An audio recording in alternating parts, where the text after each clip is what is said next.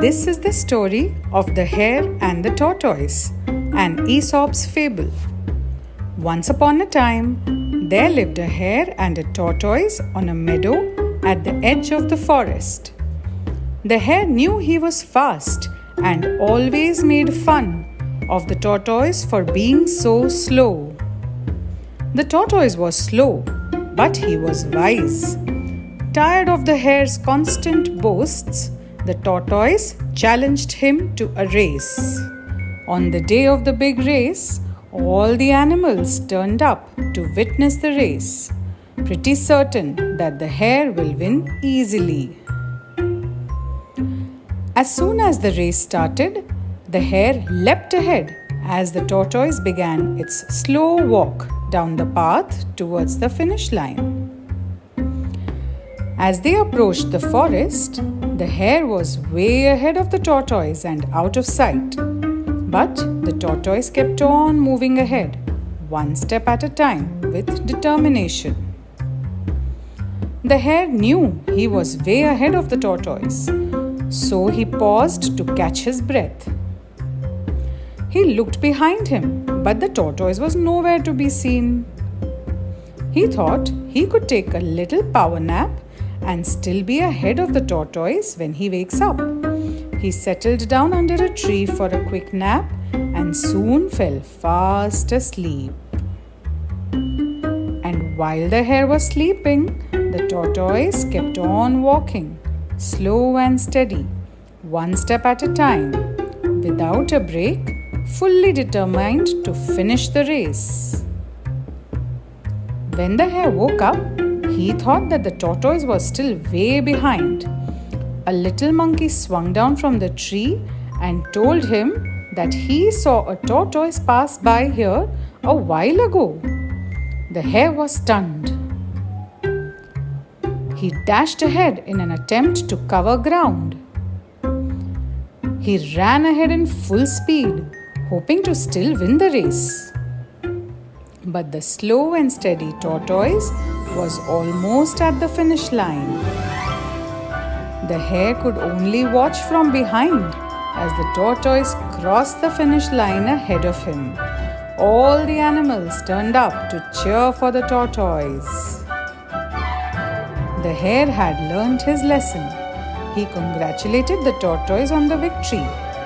The hare realized that everyone has their own unique strengths, and being fast does not always mean that you will win. The hare and the tortoise became great friends thereafter.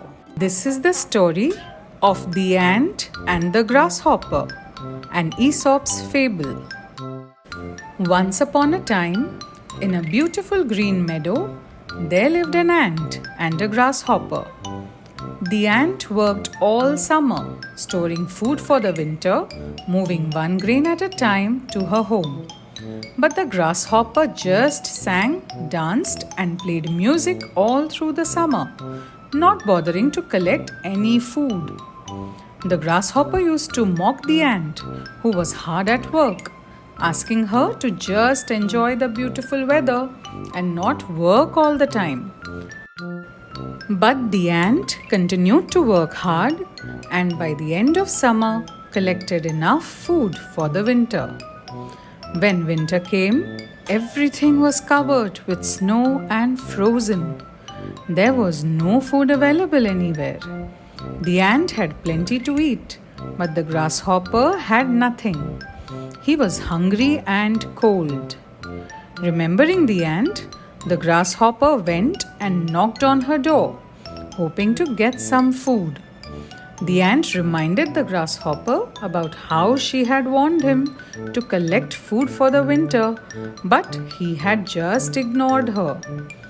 The ant had two choices: either send the grasshopper away hungry, or share some food with him and teach him a valuable lesson.